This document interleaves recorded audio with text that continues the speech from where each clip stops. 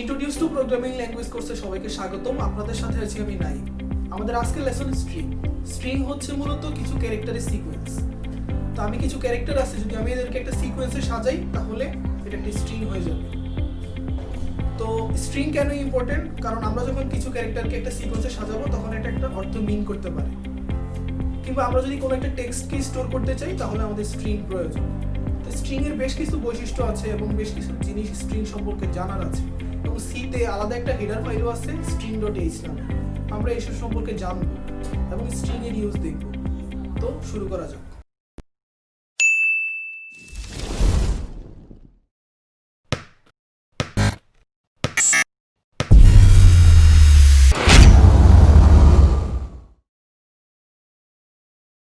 আমরা এখন স্ট্রিং নিয়ে জানবো। তো স্ট্রিং এর শুরুতে আমি বলেছি যে স্ট্রিং হচ্ছে কিছু ক্যারেক্টারের সিকোয়েন্স। তো সিতে আমি যদি কিছু ক্যারেক্টারকে ডাবল কোটেশন দিয়ে লিখি তাহলে কম্পাইলার একে স্ট্রিং হিসেবে ধরে নেয়। যেমন আমি এখানে লিখেছি রোবো আড্ডা এবং এটাকে ডাবল কোটেশন দিছি দুই পাশে। তো এর মাধ্যমে হচ্ছে কম্পাইলার এই রোবো আড্ডাকে একটা স্ট্রিং হিসেবে ধরে নেয়। তো এটাকে আমি এইভাবে লিখতে পারি যে অনেকগুলো ক্যারেক্টার এবং ক্যারেক্টারের প্লাস দিয়ে আমি এদেরকে পাশাপাশি সিকোয়েন্স বুঝাইছি। তো এখানে একটা স্পেসকেও কিন্তু আমি একটা আলাদা ক্যারেক্টার হিসেবে দেখিয়েছি, কারণ স্পেসটাও কিন্তু আলাদা একটা ক্যারেক্টার। তো আমরা যখন 1 2 3 4 5 এটাকে ডাবল কোটেশন দিয়ে লিখবো, আমার কিন্তু কম্পাইলার এটাকে স্ট্রিং হিসেবে ধরে নিবে, কারণ এখানে ডাবল কোটেশন দেওয়া আছে। তো এই স্ট্রিংটার মধ্যে পাঁচটা এলিমেন্ট আছে, পাঁচটা ক্যারেক্টার আছে, এবং এগুলো হচ্ছে 1 2 3 4 5। এগুলো কিন্তু কোনো নাম্বার না, বরং কিছু ক্যারেক্টার হিসেবে কম্পাইলার ডিটেক্ট করবে। কিন্তু আমি যদি লিখি 1 2 3 4 5 তাহলে কিন্তু কম্পাইলার এটাকে একটা ইন্টিজার নাম্বার হিসেবে ধরে নিবে, কিংবা আমি যদি অনেক বড় সংখ্যা দিই এটাকে লং লং হিসেবে ধরে নিবে। তো আমরা কিন্তু স্ট্রিং এর আগেও দেখেছি যে আমরা যখন প্রিন্টএফ ফাংশন ইউজ করছিলাম তখন দেখছিলাম যে প্রিন্টএফ এর মধ্যে আমরা কোনো কিছুকে ডাবল কোটেশনের মধ্যে লিখি এবং সেটাই প্রিন্ট হয়। তো মূলত প্রিন্টএফ হচ্ছে একটা স্ট্রিংকে আউটপুট হিসেবে দেখায়, অর্থাৎ প্রিন্টএফ এর মধ্যে আমি যদি একটা স্ট্রিং দেই তাহলে ওই স্ট্রিংটা হচ্ছে প্রিন্টএফ প্রিন্ট করে। তো প্রিন্টএফ এর স্পেশালিটি হচ্ছে এটা, যদি কোনো স্ট্রিং এর মধ্যে যদি কোনো স্পেসিফায়ার থাকে এরকম %d %f বা %lf, তখন হচ্ছে সে এটাকে রিপ্লেস করে এরকম পরের ভ্যালুগুলো হচ্ছে এখানে রিপ্লেস করে, তারপর হচ্ছে স্ট্রিংটাকে প্রিন্ট করে। তো আমরা এখন দেখব স্ট্রিং ডিক্লেয়ার করা। তা আমি শুরুতেই বলেছিলাম স্ট্রিং হচ্ছে ক্যারেক্টারের সিকোয়েন্স। তো আমরা মূলত সরাসরি স্ট্রিং না নিয়ে আমরা ক্যারেক্টারের একটা অ্যারে নিব, যেহেতু অ্যারেতে কিছু সিকোয়েন্সিয়ালি কিছু ক্যারেক্টার রাখতে পারবো আমরা। তো আমি একটা ক্যারেক্টারের অ্যারে নিলাম। তো এটা আমি সাইজ দিয়ে দিতে পারি। তো আমরা দিয়ে দিলাম যে এটা সাইজ হচ্ছে 10। এখানে কিন্তু অ্যারের সাইজ হচ্ছে 10। তো স্ট্রিং সাইজ বলতে আরেকটা জিনিস আছে যেটাকে আমরা পরবর্তীতে দেখব। তো আমরা এর উপাদানগুলো দিয়ে দিই, এখানে আমি জাস্ট 4টা উপাদান দিয়ে দিচ্ছি।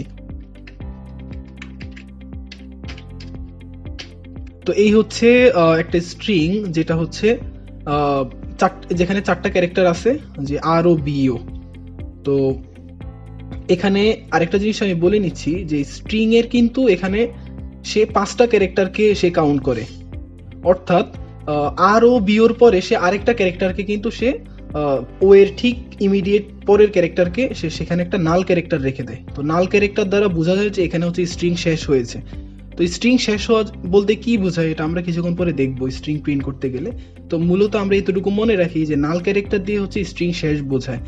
তো আমরা চাইলে এখানে একটা নাল ক্যারেক্টার অ্যাড করে দিতে পারি। তো নাল ক্যারেক্টারকে আমরা এইভাবে দিব, /0 দিলেই সেটা একটা নাল ক্যারেক্টার হিসেবে ধরে নিবে। তো আমরা এভাবে স্ট্রিং ডিক্লেয়ার করতে পারি, কিংবা আমরা এইভাবেও স্ট্রিংকে ডিক্লেয়ার করতে পারি। str2 এখানে আমি সাইজ দিতে পারি এবং পরবর্তীতে আমরা এই ডাবল কোটেশনের মধ্যে লিখে দিতে পারি। তো এখানে আমার নাল ক্যারেক্টার দেওয়ার প্রয়োজন নাই, এটা নিজে নিজে একটা নাল ক্যারেক্টার বসায় নিবে। তো এটা হচ্ছে স্ট্রিং ডিক্লেয়ার করা। আমরা এইভাবেও চাইলে ডিক্লেয়ার করতে পারি, এইভাবে অ্যারের মতো আলাদা আলাদা ক্যারেক্টার দিয়েও কিন্তু আমরা এই স্ট্রিংকে ইনিশিয়ালাইজ করে দিতে পারি। তো এই হলো আমার ডিক্লারেশন অফ স্ট্রিং। এরপর আমরা দেখব প্রিন্ট স্ট্রিং। তো স্ট্রিংকে আমরা কিভাবে প্রিন্ট করব। আমি বলেছিলাম যে প্রিন্টএফ এর মধ্যে একটা স্ট্রিং দিলেই সেটা প্রিন্ট করে। তো আমরা দেখবো। আচ্ছা, আমি সেকেন্ড স্ট্রিংটাকে একটু চেঞ্জ করে নিচ্ছি। তো আমি প্রথম স্ট্রিংটাকে প্রিন্ট করব।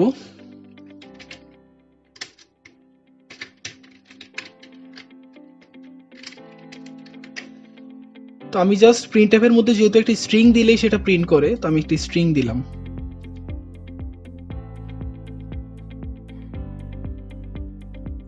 তো এটা হচ্ছে রোবো প্রিন্ট করছে।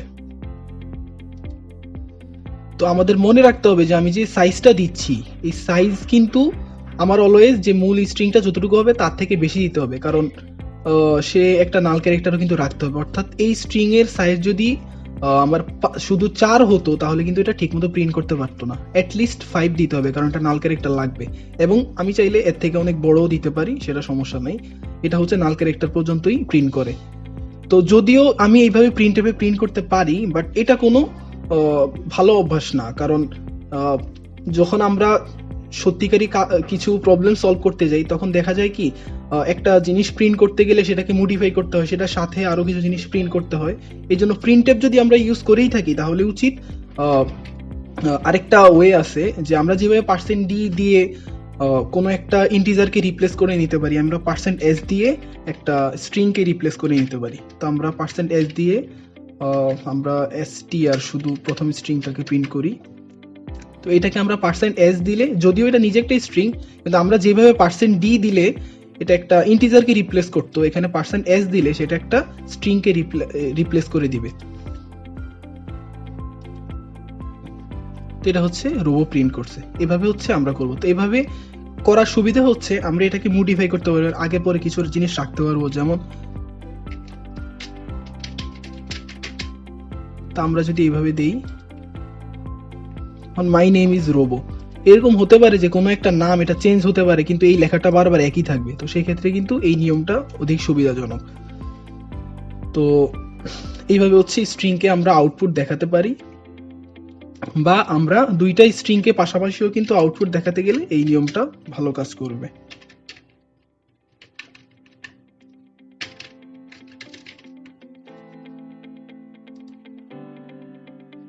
রোবটটা তাহলে আমরা দুইটা স্ট্রিংকে পাশাপাশি %s দিয়ে হচ্ছে দিলাম, যাতে করে এটা দুইটা যোগ করে মাঝখানে একটা স্পেসও যোগ করে নিছে।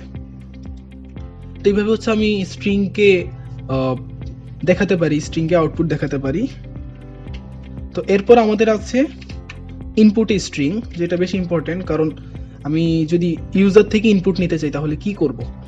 তো সেক্ষেত্রে আমাদের ওয়ে হচ্ছে আমরা ইউজার ইনপুট নেওয়ার জন্য আমরা আরেকটা স্ট্রিং তৈরি করি।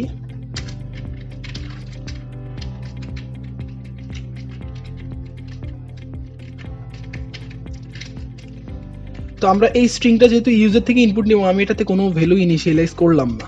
তো আমি এটাকে স্ক্যান করে নিই। স্ক্যানএফ এর মধ্যে আমরা একইভাবে ইনপুট নিব, যে %s দিয়ে এখানে str3 দিলেই এটা হচ্ছে 3 নাম্বার স্ট্রিং এ ইনপুট হিসেবে নিবে। এবং আমাদের একটা জিনিস মনে রাখতে হবে, আমরা আগে যখন ইনপুট নিতাম স্ক্যানএফ এ, তখন আমরা এটা এন্ড সাইন দিতাম, এম্পারসমেন্ট সাইন দিতাম, যাতে করে এটার রেফারেন্সটা চাইতো। বাট আমরা যখন স্ট্রিং ইনপুট নিব তখন কিন্তু আমরা এরকম str এর আগে আমরা কিন্তু কোনো এম্পারসমেন্ট সাইন দিচ্ছি না। কারণ এটা বুঝতে হলে আমাদেরকে অ্যাড্রেস সম্পর্কে ধারণা রাখতে হবে। আমরা যখন একটা ইন্টিজার ইনপুট নেই তখন হচ্ছে আমরা ইন্টিজারের যেই অ্যাড্রেস আছে তাকে স্ক্যানএফ এর মধ্যে দিতে হয়, কারণ সে হচ্ছে ওই অ্যাড্রেসে ইনপুট নিয়ে রাখে। বাট স্ট্রিং এর যে str3 এটা নিজেই একটা অ্যাড্রেস, এই জন্য এর অ্যাড্রেসকে না দিয়ে আমরা জাস্ট এটাকেই আমরা পাস করব, কারণ এটা নিজেই একটা অ্যাড্রেস। তো এখন আমরা এটাকে ইনপুট হিসেবে নিলাম। তো আমরা এই আউটপুটটা অফ করে দিচ্ছি। তো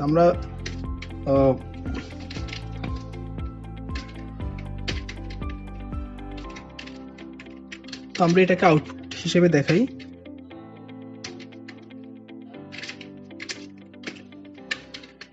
তো আমি প্রথমে str3 এটাকে ইনপুট নিছি, তারপর এটাকে আউটপুট হিসেবে দেখাচ্ছি। তো এটা আমার একটা ইনপুট চাচ্ছে, আমি একটা ইনপুট দিচ্ছি সেভ। তো এটা হচ্ছে হ্যালো ইনপুট নিয়ে হ্যালো আউটপুট দেখাইছে। তো আমরা যদি স্পেস দিয়ে কিছু লিখি তাহলে দেখি কি ওঠে।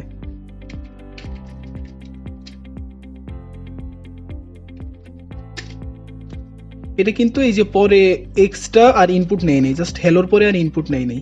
তো এটা আমাদের মনে রাখতে হবে, যখন আমরা স্ক্যান অ্যাপ দিয়ে ইনপুট নিব তখন হচ্ছে এটা স্পেসের আগ পর্যন্ত শুধু ইনপুট নেয়, স্পেস পেলে তখন সে হচ্ছে স্ট্রিংকে সেখানে এরপর থেকে আর স্ট্রিং ইনপুট নেয় না।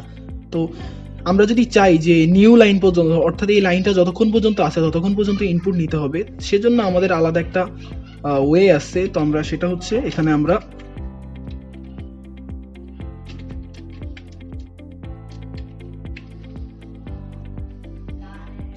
এইভাবে দিয়ে দিতে পারি। সেক্ষেত্রে এটা হচ্ছে নতুন লাইন পর্যন্ত ইনপুট দিবে। সরি, এটা হচ্ছে ইনপুটের ক্ষেত্রে। তো ইনপুটের ক্ষেত্রে আমরা এইভাবে দিলে এটা হচ্ছে নতুন লাইন পর্যন্ত ইনপুট নিবে।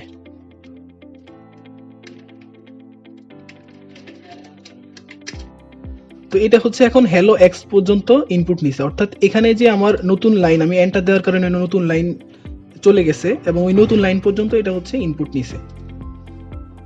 তো এই ছিল স্ট্রিং ইনপুটের কিছু বেসিক ব্যাপার। তো এরপর আমরা একটা লাইব্রেরির সাথে পরিচয় হব, অর্থাৎ একটা হেডার ফাইলের সাথে পরিচয় হব যার নাম হচ্ছে string.h। তো string.h হচ্ছে একটা বেশ গুরুত্বপূর্ণ হেডার ফাইল। এর আগেও আমরা এই হেডার ফাইল দেখেছিলাম যে stdio.h। stdio এর মধ্যে হচ্ছে আমাদের গুরুত্বপূর্ণ scanf printf ফাংশনটা এর মধ্যে কোড করা আছে, অর্থাৎ আগে থেকে তৈরি করা আছে লাইব্রেরি আকারে। তো string.h এর মধ্যে স্ট্রিং এর জন্য বেশ গুরুত্বপূর্ণ কিছু ফাংশন আছে যেগুলো কোড করা আছে আগে থেকে।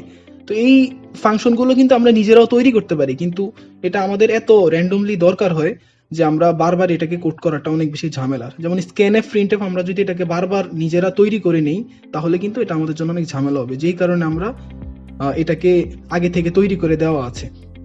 তো এই জন্য আমরা হচ্ছে string.h ফাংশনটা ব্যবহার করব এবং এটা ইনক্লুড করা হচ্ছে stdio ইনক্লুডের মতোই। আমরা এখানে জাস্ট লিখবো string.h।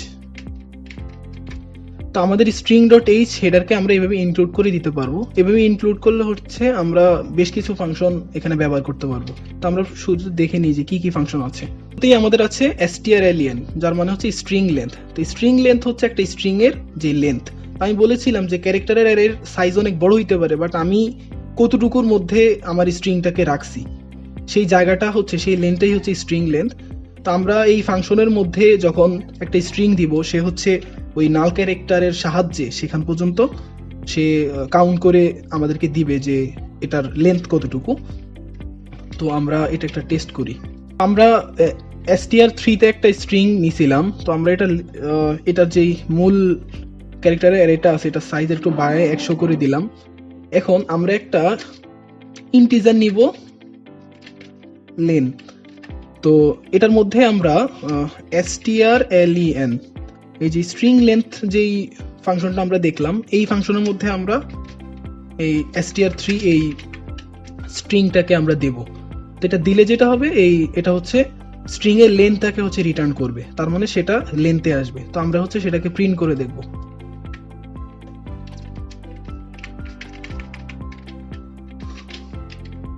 তো আমরা এখানে কি করতেছি, একটা স্ট্রিং আছে আমাদের str3 নামে, আমরা প্রথমে সেটাকে নিউ লাইন পর্যন্ত ইনপুট নিচ্ছি, তারপর আমরা তার সাইজ হচ্ছে লেন্থে রাখতেছি এই ফাংশনের মাধ্যমে এবং ওই সাইজটাকে প্রিন্ট করতেছি, অর্থাৎ আমরা দেখবো যে স্ট্রিংটার সাইজ কত। তো আমরা এটাকে কম্পাইল করে নিই। তো আমরা একটা র্যান্ডমলি একটা কিছু দিলাম, এটা সাইজ হচ্ছে 14 দেখাচ্ছে। তো এটা হচ্ছে সাইজকে প্রিন্ট করছে। তো আমরা ছোট কিছু দিয়ে টেস্ট করে দেখি।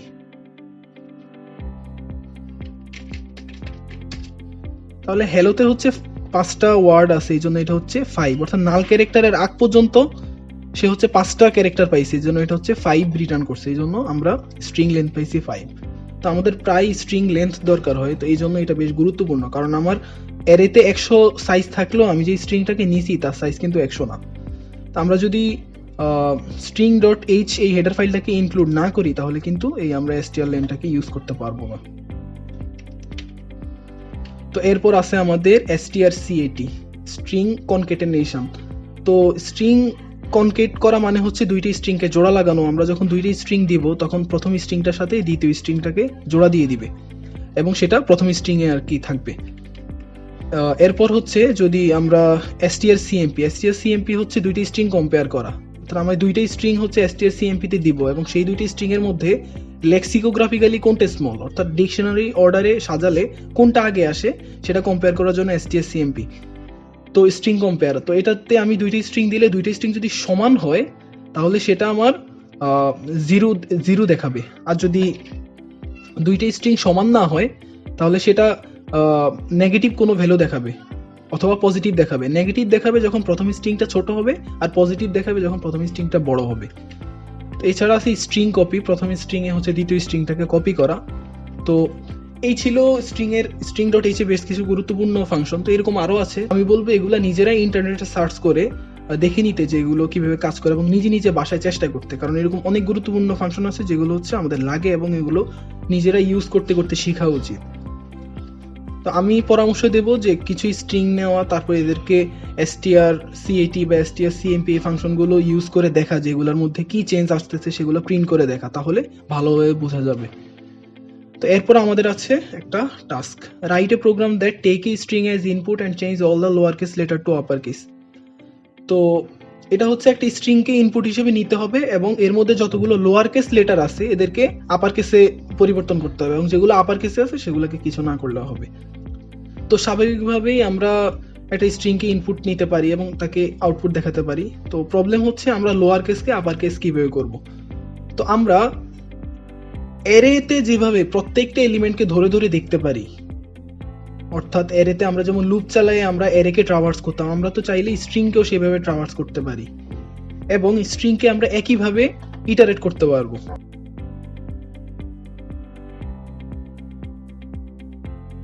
এখন আমি প্রত্যেকটা ক্যারেক্টারকে ধরে ধরে আউটপুট করব।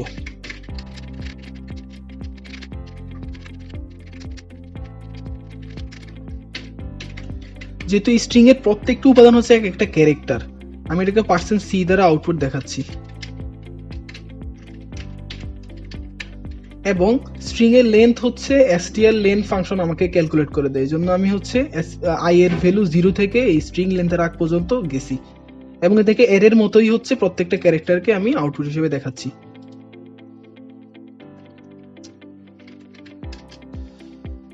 তো এই হচ্ছে, এইভাবে আমি প্রত্যেকটা এলিমেন্টকে ট্রাভার্স করতে পারি। তো আমি চাইলে কিন্তু এইভাবে প্রত্যেকটা এলিমেন্টকে ট্রাভার্স করতে পারবো, বাট কথা হচ্ছে আমি কিভাবে এদেরকে লোয়ার কেসগুলোকে আপার কেসে রূপান্তর করতে পারবো। তো এটার একটা সাধারণ সলিউশন হচ্ছে বা একটা লেন্দি সলিউশন হচ্ছে ইফ দিয়ে বারবার চেক করা, যেটা এ কিনা বা এটা বি কিনা বা সি কিনা, অর্থাৎ লোয়ার কেস এ বা lower case B lower case C কিনা, এবং এরপর এটাকে আপার কেসে রূপান্তর করে দেয়া। বাট এই কাজটা কিন্তু বেশ স্মার্ট হলো না। তো এর জন্য আমরা একটা নতুন জিনিস শিখবো যাকে বলা হয় আস্কি ক্যারেক্টার বা আস্কি টেবিল। তো আস্কি টেবিল দেখলে আমরা আসলে এটাকে অনেক সহজে সলিউশন করতে পারবো। বাট এটা না শিখে যে করা যায় না তা না, বাট আস্কি ভ্যালু দিয়ে আমি যে কাজটা করতে পারবো সেটা বেশ স্মার্ট। তো সেটা আমরা একটু দেখে নিই। তো এটা হচ্ছে আস্কি টেবিল। তো আস্কি মানে হচ্ছে American standard code for information interchange. তো এই আস্কি টেবিলের মধ্যে যেই ক্যারেক্টারগুলো আছে, এই যে এখানে ক্যারেক্টারগুলো, এই ক্যারেক্টারগুলো এখানে আছে, এখানে আছে, এখানে আছে, এখানে আছে। তো এই ক্যারেক্টারগুলো হচ্ছে কম্পিউটারে আমরা যত ধরনের ক্যারেক্টার ইউজ করতে দেখি সবগুলো ক্যারেক্টারই হচ্ছে এখানে আছে, এবং এই ক্যারেক্টারগুলোকে কম্পিউটার আসলে এরকম একটা ভ্যালুর মাধ্যমে বুঝে থাকে যে এই ভ্যালু হচ্ছে এই ক্যারেক্টার। তো তো যেমন আমরা নাল ক্যারেক্টার বলছিলাম, নাল ক্যারেক্টারকে কম্পিউটার চিনে 0 দ্বারা, অর্থাৎ নাল ক্যারেক্টারের ভ্যালু হচ্ছে 0। তারপর এইরকম আমরা যদি বলি 1 হচ্ছে 48 ও 49, অর্থাৎ আমরা যদি ক্যারেক্টার 1 লিখি তাহলে কিন্তু সেটা 49 হিসেবে ধরে নিবে যেটা হচ্ছে 49।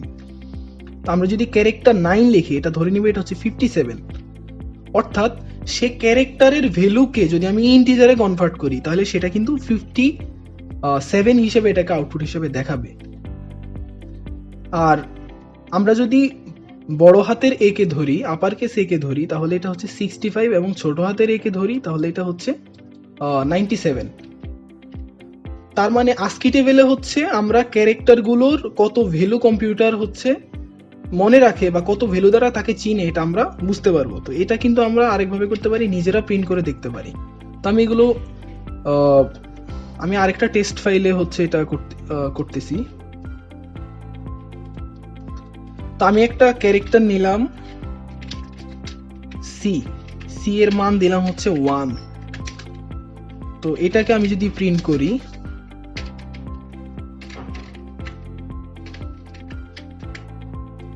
তো আমি সি কে আউটপুট হিসেবে দেখাইছি। তো সি কে যদি আমি আউটপুট হিসেবে দেখাই, তাহলে এটা প্রিন্ট করতেছে 1। এটা আসলে ক্যারেক্টার 1 কে প্রিন্ট করছে। বাট আমি যদি এই ক্যারেক্টারটাকে ক্যারেক্টারে প্রিন্ট না করে যদি আমি এটাকে আমি ডেসিমালে প্রিন্ট করি, অর্থাৎ ইন্টিজারে প্রিন্ট করি, তাহলে কি হবে? তাহলে কিন্তু এটা 49, 1 কে সে 49 হিসেবে দেখাচ্ছে, অর্থাৎ এর ভ্যালু কিন্তু সে 49 হিসেবে চিনে। বা একইভাবে আমি যদি ক্যারেক্টারের এখানে দিয়ে দিই যে 65, এবং এটাকে যদি আমি ক্যারেক্টারেই ডেসিমালেই প্রিন্ট করি, ইন্টিজারেই প্রিন্ট করে থাকি, তাহলে এটা 65 দেখাবে। বাট আমি যদি এটাকে ক্যারেক্টারে প্রিন্ট করি, তাহলে কিন্তু এটা এ দেখাচ্ছে। অর্থাৎ আমি সিতে রাখছিলাম 65, বাট এটা ক্যারেক্টার প্রিন্ট করাতে সে 65 নম্বর যে ক্যারেক্টার আছে, আস্কি ক্যারেক্টার, সেটাকে প্রিন্ট করতেছে।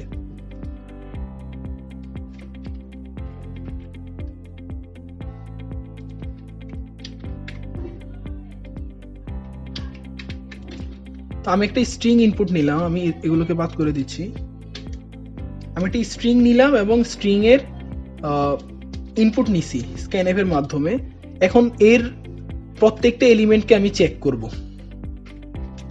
If str3 i is greater than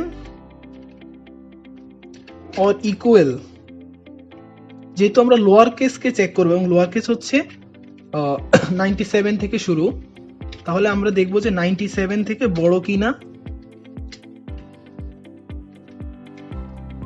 and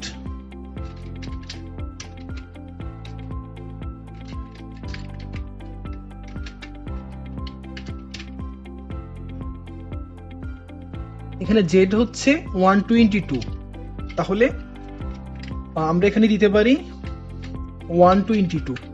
তার মানে এটা হচ্ছে 97 থেকে বড় কিনা এবং 122 থেকে ছোট কিনা, তাহলে এটা হচ্ছে লোয়ার কেস।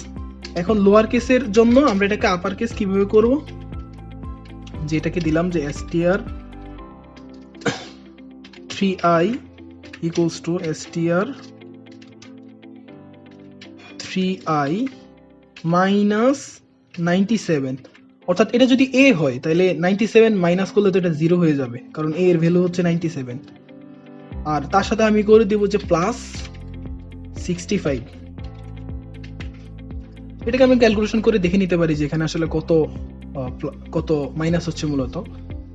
তো আমরা 97 যখন করব এটা 0 হয়ে যাবে, এবং 65 এর সাথে যখন যোগ করব এটা হচ্ছে আবার রাইজ করে এতে চলে আসবে, অর্থাৎ আপার কেসে এতে চলে আসবে। বি এর ক্ষেত্রে আমরা একটু খাতা কলমে হিসাব করলেই বুঝতে পারবো যে এটা কেন কাজ করে।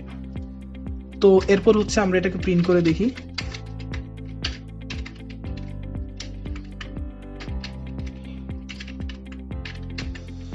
এখন আমরা এটাকে প্রিন্ট করে দেখি।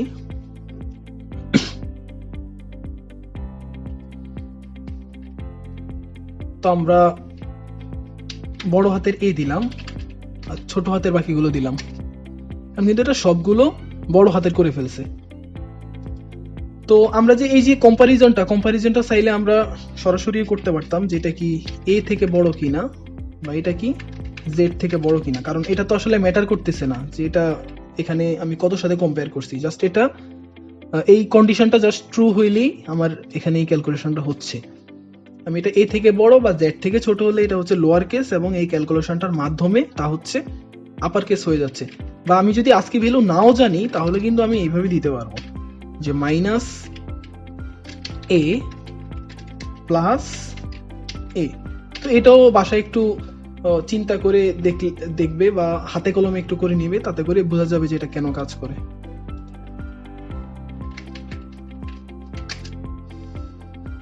তো এই ছিল এই টাস্কের সলিউশন। তো এরপর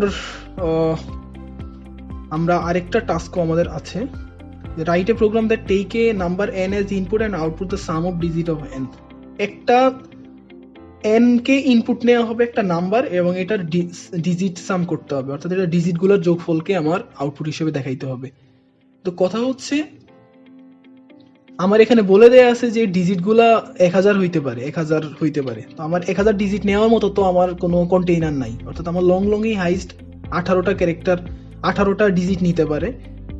এখন আমি কি এটাকে ইন্টিজার বা লং হিসেবে নিতে পারবো না। তো এই ক্ষেত্রে আমি একটা হিন্টস দিয়ে দিচ্ছি যে এটাকে আমরা স্ট্রিং হিসেবে ইনপুট নিতে পারি, বাট স্ট্রিং হিসেবে নিলে এর যে ডিজিটগুলো এগুলো কিন্তু অ্যাকচুয়াল ডিজিট না, এগুলো ক্যারেক্টার। তো সেই ক্ষেত্রে আমরা একটু ক্যালকুলেশন করলেই বুঝতে পারবো যে কিভাবে একে আমি ভ্যালুতে রূপান্তর করে যোগ করতে পারি। তো এই টাস্কটা বাসার কাজ হিসেবে থাকলো। আশা করি আজকে যতটুকু দেখাইছি এগুলো সবাই বুঝতে পারছেন। তো আজকে এতটুকুই, ধন্যবাদ সবাইকে।